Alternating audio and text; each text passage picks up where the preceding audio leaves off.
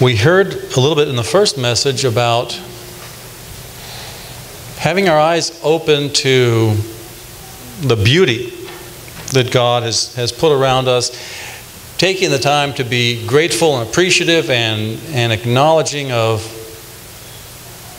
God's creation and the intricate care that He put into designing us, designing this ecosystem. Because of course God designed the human body. He designed all of the muscles, all of the bones, all of the everything about us. As a team, they designed all of our complex senses, complex sensory packages. And again, the overwhelming number of stimuli, the number of different things that we can taste, and how a taste can bring us back to another point in time when maybe it brings us back to something our grandmother made, cooked for dinner, or cooked some special dish back when we were a child. Or maybe it's a smell, or maybe it's just the feel of the pages of a cherished book. All of these things that God designed. He didn't have to make 10,000 different flavors and scents and colors and shades, and we could live without that. But He gave us those things in part so that we could learn an appreciation, so that we could have fun with it, enjoy it, cherish it. Now I know that some are born with no sense of smell, or with no sense of taste. Some are born without sight, some are born without hearing. My father was born without a sense of smell. And a couple of my nieces, several of my nieces, have inherited that genetic trait. And to them, there's a whole dimension then. To somebody who's lacking one of these senses, there's a whole dimension of life that is kind of meaningless to them. If I talk to one of my nieces about, did you the smell of a flower, or the smell of a skunk, or the smell of fresh apples in the store, or whatever it might be, I'm just talking gibberish, give or take, because they have no frame of reference. A whole dimension of experience is missing. And so again, to somebody in that situation, our examples, they just don't have any meaning. In Matthew chapter 11, we read one instance of how Jesus felt it was important to spend a great deal of His time. Jesus did a great many things. They were all motivated, as we know, by the Father's will, by service to fellow man. They were motivated out of love. In Matthew chapter 11 and verse 2, it says that when John the Baptist, who was in prison, heard about what was being done through Christ, he sent two of his disciples, and those disciples said to Jesus, "Are you the one who is prophesied to come, or are we looking for another?" And in verse 4, Jesus answered and said unto them, "Go and tell John those things which you have heard and seen. The blind receive sight, the lame walk, the lepers are cleansed, the deaf are given hearing, the dead are raised back to life." Jesus came healing all sorts of these physical impairments. Again, for somebody who's maybe been lame from birth, where they couldn't walk without pain, or they couldn't walk at all, what would that be like to have that opportunity given to you? How would that change your life? How would that change your ability to appreciate, your ability to enjoy life? And we could say the same thing about a receiving of hearing, or a receiving of sight, or of any of these senses. In John chapter 10, we know that, again, Jesus had compassion. Jesus cast out demons. He had great compassion on the people, because as He said, they're like sheep without a shepherd. And He was excited and privileged and thrilled to be able to make that life better in the individual. John chapter 10 and verse 10, Jesus speaking, he says, "The thief comes only to steal and to kill and to destroy. But I am come that they might have life and that they might have it more abundantly." And certainly to be given sight, to be given the ability to walk where you didn't have it before, to be now a productive part of society, to be able to earn your own wage and not have to rely on the kindness and generosity of others, would be a great, thrilling gift. But we know that physical abundance was not Jesus' primary concern. To be physically well was not Jesus' primary concern. Jesus came so that that hole in life might be filled. He came so that a sense that we didn't even know we were missing out on might be awakened. We talk about sight and sound and taste and touch and smell, the five senses. He came to awaken a sixth sense.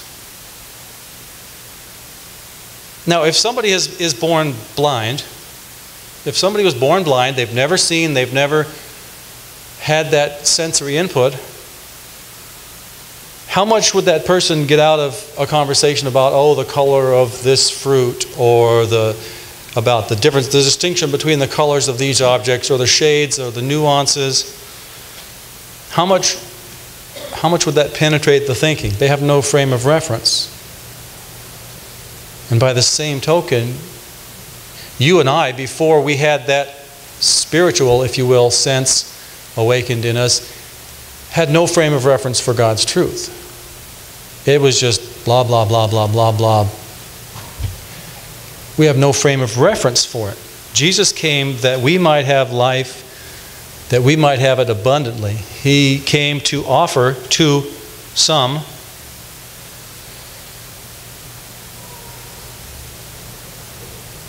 the ability to have that spiritual insight. Do we thank God for that gift? There are so many out there who are very well-meaning. They're very kind. They're very involved in what they think to be right. And I sometimes stop and think and wonder and look into the future and say, you know, I bet you that this person, when the truth is revealed to them, they're just going to skyrocket once God begins to work with their mind, because they're really zealous for what they do believe. And wow, when they get the truth, I bet you they're really going to take it and run with it. Are we doing that? Are we grateful for this sixth sense?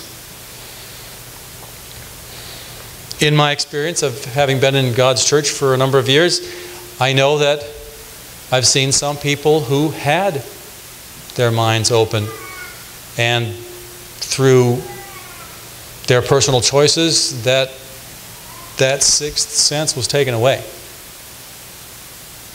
Some people who have had God's truth lose it, and we might see that person years later and they don't even remember what the holy days are about. They don't even remember what time of year they are. They go directly back to the world. Do we pray for the time when Jesus returns and that will be available to everybody? Do we pray for the time? You know, I still enjoy that at the end of every Beyond Today program, you know, please join us in praying, Thy kingdom come. Do we pray for that time when all will have that switched in their minds, in their hearts, and can begin to realize, wow, I've been doing this and that and this and that and all these things that had nothing to do with what's important. And again, then, what about us? Those of us who have the knowledge, are we still focused in on, I got to chase down this thing, I got to pursue this over here, or are we grateful and pursuing the truth? Let's turn over to 2 Corinthians chapter 4.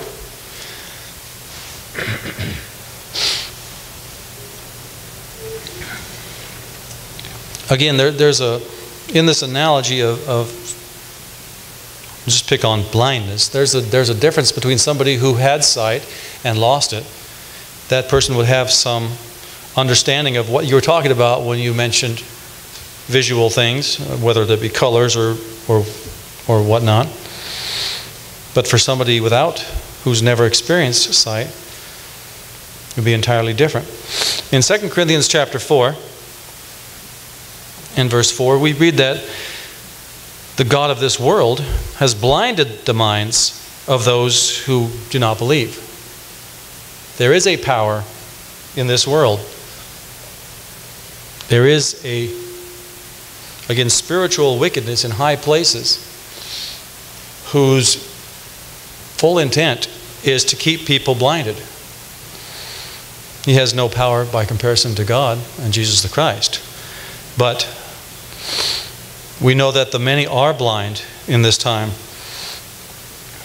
The God of this world has blinded the minds of them who do not believe, lest the light of the glorious gospel of Christ, who is the image of God, would shine upon them. And again, if you were to wake up tomorrow blind, you would know that something was wrong. You would know, wait a second, this isn't what yesterday was like. Something's changed. But what if you had been born blind? You wouldn't even know that you were blind unless somebody told you. You wouldn't know. You would assume this is the common experience. This is simply life. You wouldn't know that you were blind unless somebody told you.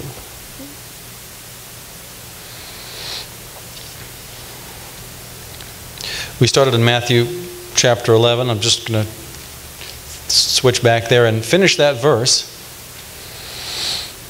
in Matthew chapter 11 and verse 2, or rather verse 5.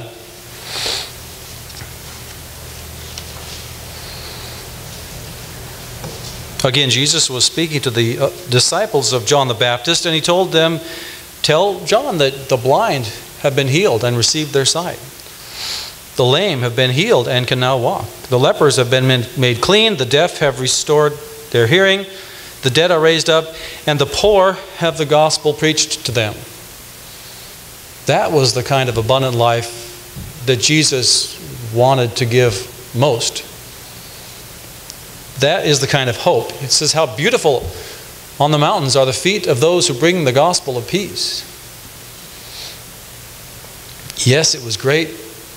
Physical, great short-term blessing, a short-lived at least spark of excitement when somebody was healed of a physical disability. But the other is permanent. To have the gospel preached, to them. And in verse 6, he says, and blessed is he who shall not be offended in me. Again, there were many who thought, well, the Messiah is going to come, and the Messiah is going to be powerful, and the Messiah is going to throw out these civil leaders who have taken over our country, and so they were offended by this, meaning that they couldn't believe he was the Christ. They couldn't believe he was the Messiah because he wasn't doing what he was supposed to be doing. He wasn't throwing the rascals out. He was meek, and he was humble. And so he says, blessed is he who shall not be offended in me. And of course, you and I hear sermons every week from mere men too, from imperfect men. But we know that the message behind that man is coming from God. We hear that in the prayer every Sabbath, a prayer that God is leading us. And so again, we need to not get hung up on the physical, but to judge the way God judges. Just like Jesus said, don't get hung up on what you were expecting. This is how it's being done. In John chapter 15, again, there were these religious leaders. There were Pharisees, there were scribes, and they had authority. They had great authority at least in the civil society. And they thought they were in great shape. They thought that they were doing things right. They thought that they were, they had God's ear, so to speak. In John chapter 15 and verse 18, again, Jesus didn't fit their mold. He didn't fit what they were expecting. He says, if the world hates you, you know that it hated me before it hated you. Because again, these religious leaders thought that they knew it all. And Jesus came revealing the fact that they were blind. They were blind in the sense of this spiritual insight that only comes from God as a blessing and as a gift. In Matthew 23, verse 16, he referred to them as blind guides. And in Luke 6:39, he says, if the blind lead the blind, of course, everyone goes in the ditch. But you and I are called and given that sight so that we won't follow wrong teaching and so that we won't teach wrongly. We're given that incredible gift. And again, those who aren't given it don't even have the comprehension of that there's something missing in their lives. They might feel a certain uncertainty. I was at a celebration of life, they called it this morning, for a young man who died in our community, who just graduated from high school last year. And it wasn't a service per se. They didn't know, it was like they didn't know what to say. They didn't know how to, they didn't refer to the Bible much. Because again, there's something missing. There's that hole of understanding of what happens at death, of what happens in the future, of the second resurrection. And a lot of people understand there's something missing there, but they can't get it on their own. Because only through God's inspiration, only through God flipping that switch, is that available. Are you and I clinging to that knowledge? Are we immersing ourselves in what God reveals and thanking Him for it and sharpening one another's iron by how we do it?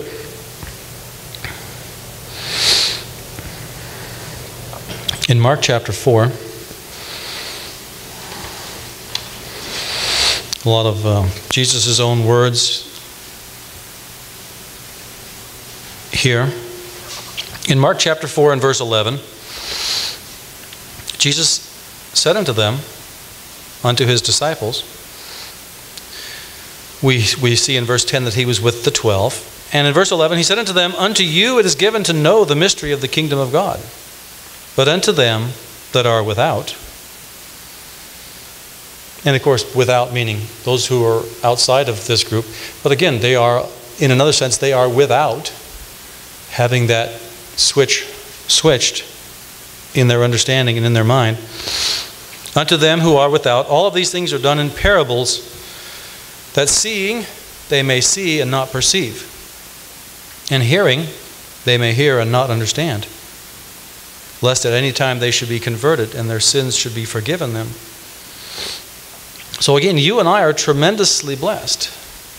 Only God knows the heart of individuals. Only God knows when He has determined is the right time to call that person or to call that person, to open the mind of this other person.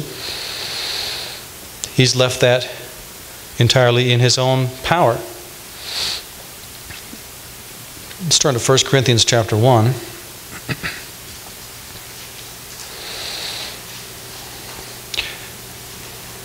I remember when one of my nieces first discovered that she didn't have a sense of smell. I guess the cousins were talking about Skittles. And there was, the red Skittles and the purple Skittles and the green Skittles and the yellow and the orange. And they were talking about the different flavors. And my one niece said, well, they all taste the same to me. She didn't know until she knew. She didn't know she was missing something until somehow it was brought to her attention. In 1 Corinthians chapter 1 and verse 18, we read that the preaching of the cross is to them that perish foolishness. Again, you'd go and you tell you, well, Jesus and God the Father want you to do this, and they want you to do this, and they want you to do this, and this is what they have in mind for you, and this is what the future holds. You sound like a babbling idiot to a person outside. To those who are outside, it sounds like foolishness. He continues in verse 18, but unto us who are being saved, us who are on the road to salvation, it is the power of God. Again, it's not some great wisdom that you and I possess that, wow, we understand this book. It's the power of God. It's a blessing, a direct individual blessing. He didn't call us. He called you. And he called you. And he called you. And he called me. And he works with us as individuals, as cherished individual children. Are we thinking about that? Are we meditating on that? And asking for his help to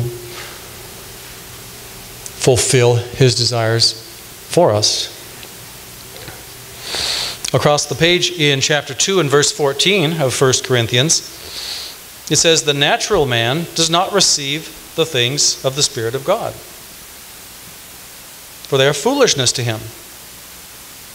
Neither indeed can they be known to him, because they are spiritually discerned. Again, sight, sound, smell, taste, touch, those are fabulous blessings in their own right, but they're strictly physical. They make this physical life, they open up potential to enjoy and to have a vibrant and robust experience of this life.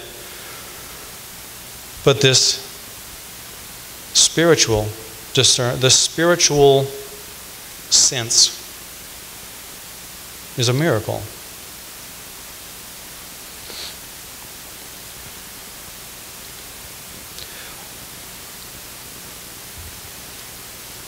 So think back to a time when you were with friends.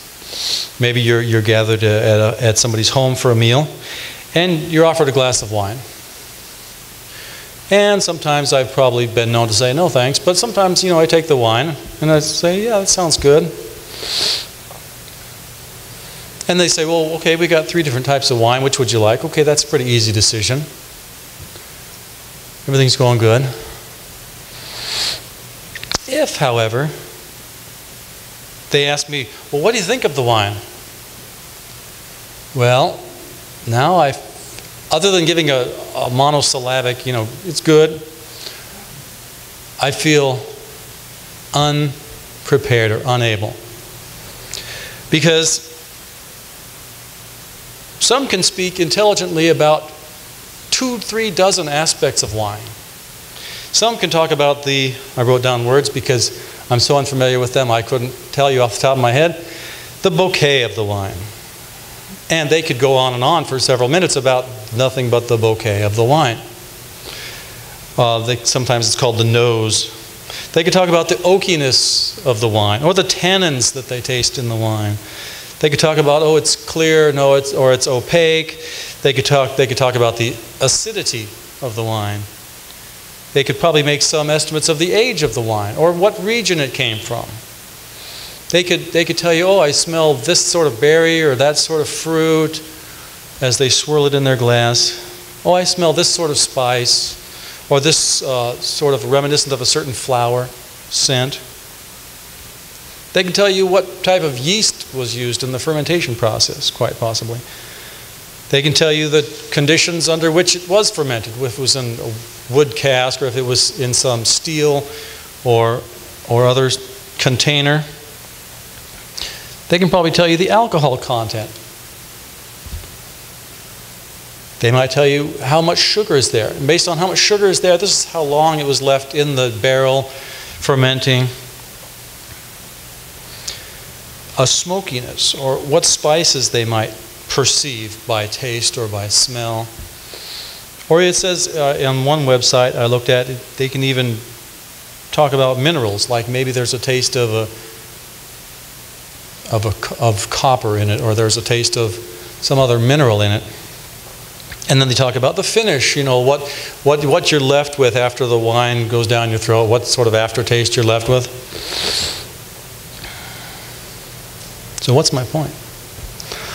Well, how does a person get to the point where they can be a enophile, a wine connoisseur? They get there by practicing, by studying, by exercising those senses. I might just say, well, I don't know much, but I know what I like. I drink the wine, or I don't drink the wine, or if I like it, I'll drink it. If I don't like it, I'll set it down and wander off somewhere. Nowadays, all over town, we have people with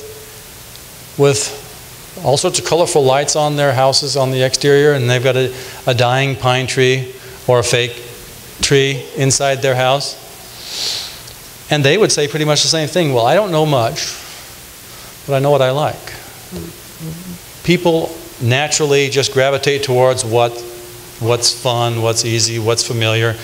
And so a lot of people, if you get them in a conversation about Xmas, they'll say, well, I know it's not and yet.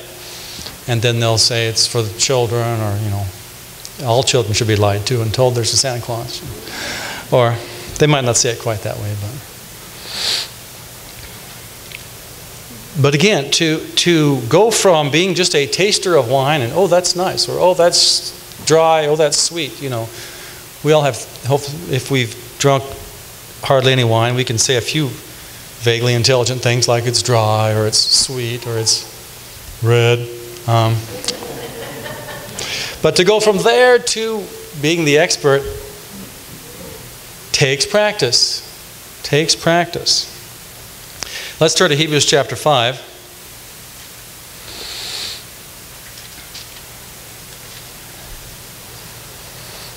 In Hebrews chapter 5 and verse 11, in verse 10, he's referring to Jesus the Christ, called to be a high priest after the order of Melchizedek. In verse 11, it says, of whom we have many things to say, and hard to be uttered, seeing you are dull of hearing. We have a sense. We've been given that gift of that spiritual sense. Some don't hone it. Some don't stick with it, practice it, polish it, work on it. And we can become dull of hearing. We have a tendency to grow complacent. Oh, things are going fine. In verse 12 he says, for the time you ought to be teachers, you have need that one teach you again the first principles of God. And you have become those who have need of milk, and not of strong meat. Well, I like milk. What more do I need? I know what I know, and I'm pretty comfortable with what I know. But we know that as children mature, you introduce more and more complex foods that require a stronger digestive system. You introduce them at a certain pace.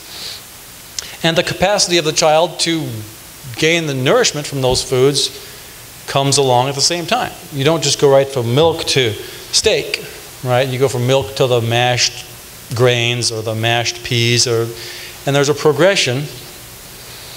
You and I are supposed to be progressing. We all were called at different ages, in different years, with different things going on between our ears.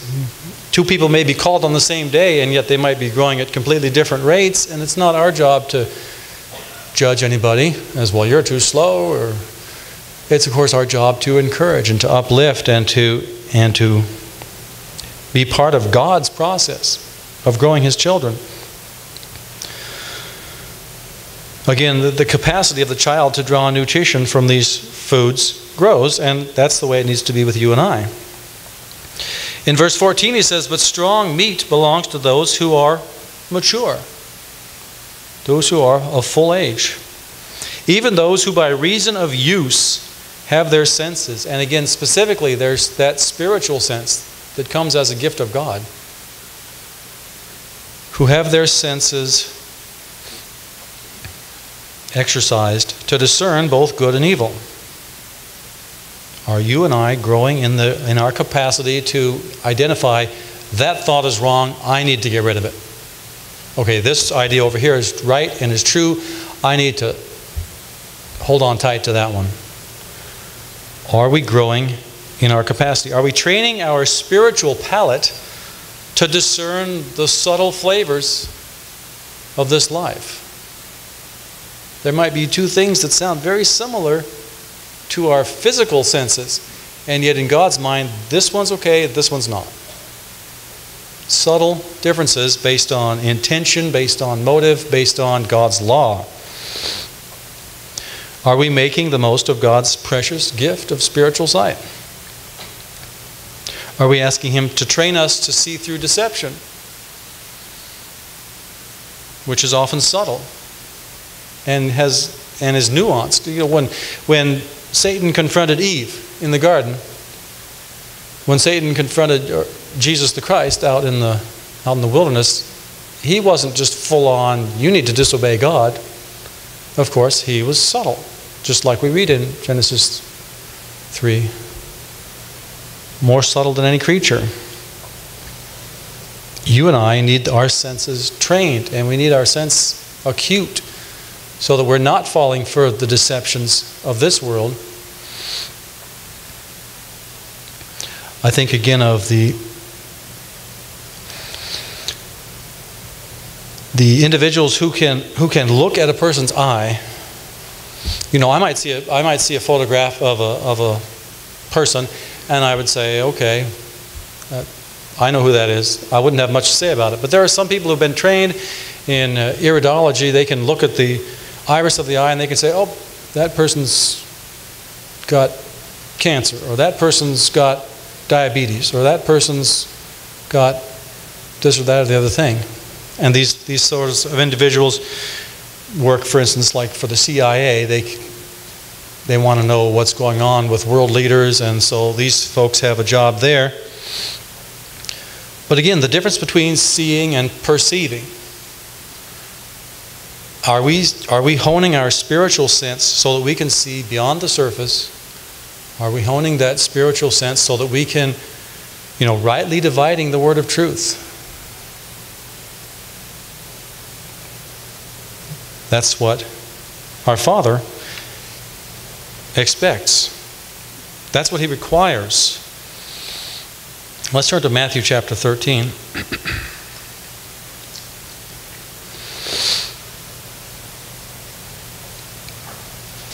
In Matthew chapter 13, we have the parable of the wheat and the tares. And we all most likely have heard a number of times, well, okay, so the wheat are those faithful. The tares are those who are just warming a seat. They're not really they're not really honing that sense, that spiritual sense. Or maybe they're just in the church for the wrong reasons, and they're not actually a part of the body at all.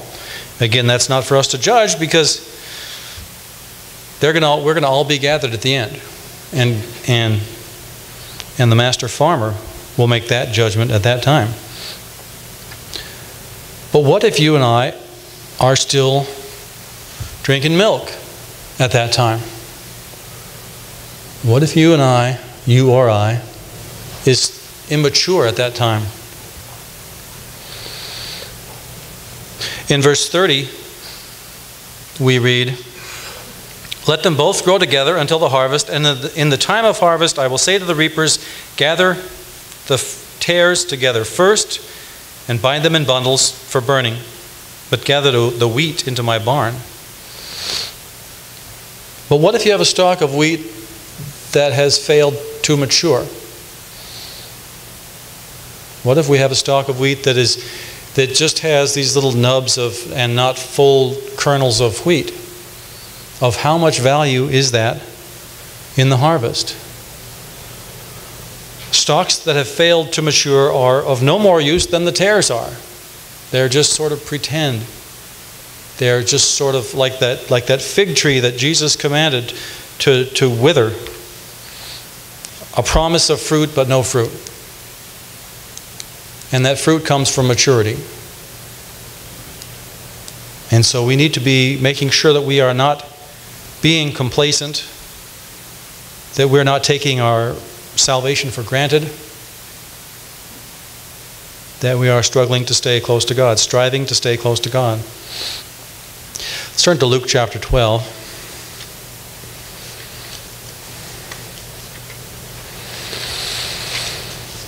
God knows what He wants. We know what God wants because He tells us.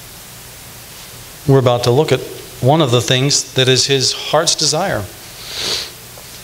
In Luke chapter 12 and verse 32, Jesus spoke and He said, "Fear not, little flock, for it is your Father's good pleasure to give you the kingdom." God is putting things in your path and in my path to help us to hone that spiritual sense. He's putting trials in our lives. He's putting opportunities in our lives. He's giving us chances to grow, to mature, because we have to be mature. When Jesus returns, the bride will have made herself ready, and we will either be part of that group who has been made ready, or we won't. And as we mentioned earlier, He works in us as individuals. He's not working with us as a group. He loves us each individually. He gives us each the individual tools that we need to be able to thrive.